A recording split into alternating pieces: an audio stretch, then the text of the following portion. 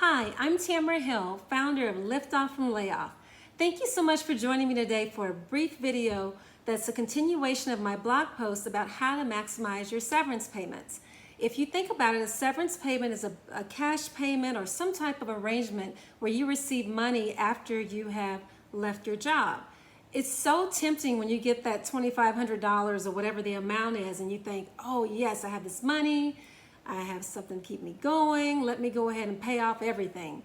Well, we want to maximize our severance payments. So I share strategies in those posts. It's a two-part post and it focuses on these two basic principles.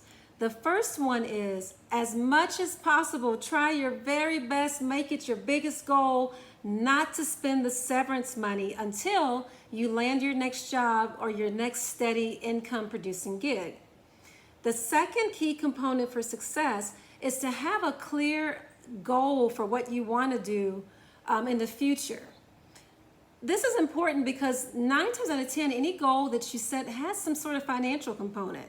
Let's say you want to go take a great vacation. Let's say you want to pay off your car. Let's say you want to go back to school. All of these things have a financial component.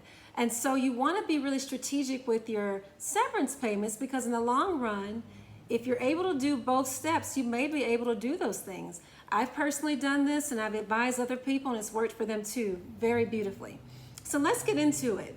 So when you take a look at that second post, it says when you make a goal, what kind of goal should be on the list? And I gave a list of several things like paying off your car, as I mentioned, paying off a student loan. If you have a child with braces, maybe paying off that bill, that dental bill. But what you won't see on the list, what you didn't see and what you wouldn't see me write down, is to pay off your credit cards. Because if you're in a situation where you've been laid off, you know, I just would not advocate using your, let's say it was $2,500 to pay off a credit card. And there's a simple reason why. It's because a credit card is a revolving account, meaning that you could put all that $2,500 on there in July and say, I feel good, I got this out the way. And then it takes a little longer than you plan to get your next position. Keep in mind, most estimates say it takes 3 to 6 months to land a job. And that's an average. It's certainly, if you've read my post, there's people who've gotten a job before their current job ended. So don't get locked into that, but we just don't know, right?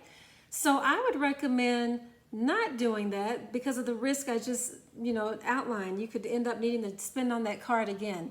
Instead, during the time when you're laid off, I would recommend just paying the minimum payment. So let's say you have a visa and the minimum payment is $25 a month.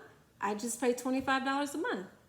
And even if you're already paying more than that before a layoff, let's say that before the layoff, you're being a good steward, I'm gonna knock this out, and you were paying $100 a month, I would still advocate for right now, save the $75 and only pay the $25. And put that $75 into a savings. You would be amazed at how quickly that $75 will add up. And Dave Ramsey, who's one of my favorite financial planners, Christian financial planner, he wrote a book where he talks about developing a savings account. And he says aim to save $500. And that doesn't sound like a lot of money, but for a lot of people, I've been there myself, $500 is a lot of money.